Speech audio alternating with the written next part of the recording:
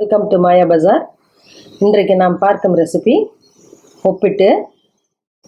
இதற்கு தேவையான பொருட்கள் 200 ml கப்பில் 1 கப்பு கடலைப்பருப்பு, 1 கப்பு வெல்லம், 1.25 கப்பு மைதா, தேங்காய் 3/4 கப்பு, ஏலக்காய் 4, நெய் தேவையான அளவு. கடலைப்பருப்பை 1 மணி நேரம் ஊற வச்சுக்கணும். மாவை 1 மணி நேரம் பிசைஞ்சு ஊற வைக்கணும். அதனால் அதை முதல் செஞ்சுருவோம்.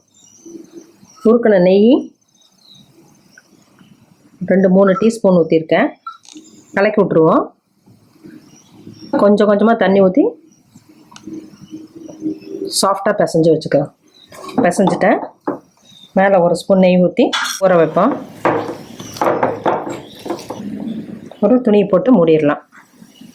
இது 1 மணி நேரம் ஊறட்டும். செய்முறை பார்ப்போம். கடலைப்பருப்பு அரை மணி நேரத்துலேருந்து 1 மணி நேரம் வரைக்கும் ஊறலாம். ஊறணுனால நான் குக்கரில் போடல, தண்ணி ஊற்றி அடைச்சட்டியிலே போட்டிருக்கேன். நல்லா பாருங்கள், மலர்ந்துருக்கு. இப்படின்னா நல்லா நசுங்கி மாவாட்டம் வந்துருச்சு. இதை வடித்து வச்சுருவோம். 1 ஸ்பூன் நெய் விட்டு இந்த தேங்காயை லேசாக வறுத்து வச்சுருக்கேன். வெல்லம் போட்டிருக்கேன். கொஞ்சம் தண்ணி ஊற்றலாம். இது கரைஞ்சோன்னா அப்படியே மேலாக எடுத்துக்கிட்டால் அடியில் இந்த கல்லெல்லாம் தங்கிடும். வெள்ளைப்பாகை வடிச்சிட்டேன். கடாயிலே ஊற்றிருக்கேன். வெள்ளைப்பாகில் கடலைப்பருப்பை மிக்சியில் அரைச்சி வச்சுருக்கேன். அதை போட்டுடலாம். ரொம்ப நைஸாக அரைக்காமல் கொஞ்சம் கரகரப்பாக கடலைப்பருப்பை அரைச்சிக்கணும். இதோட தேங்காய், ஏலக்காய் பொடி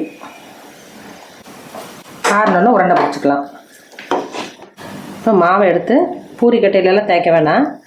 1 மணி நேரத்துக்கு மேலே ஊறினாவே இப்படி வந்துடும். கொஞ்சம் மொத்தமாக தேய்ச்சிட்டு உருண்டையை வச்சு கேப் இல்லாமல் மூடிடணும்.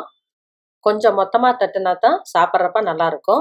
தோசைக்கல்லை வச்சு ஒப்பிட்டை போட்டுட்டு 2 பக்கம் நெய் ஊற்றி வேக வைக்கணும். நெய் அதிகம் வேண்டான்னு நினைக்கிறவங்க ரிஃபைண்ட் ஆயில் கலந்துக்கலாம். 2 பக்கம் செவந்துருச்சு. எடுத்து பிளேட்டில் வச்சிடலாம். இதே போல் எல்லாத்தையும் போட்டு எடுக்கலாம். ஒப்பிட்டு ரெடி ஆயிடுச்சு. இது குழந்தைகள்லேருந்து பெரியவங்க வரைக்கும் எல்லாத்துக்கும் பிடிக்கும். இதில் உருக்கின நெய் கொஞ்சம் ஊற்றி சாப்பிட்டா நல்லாயிருக்கும்.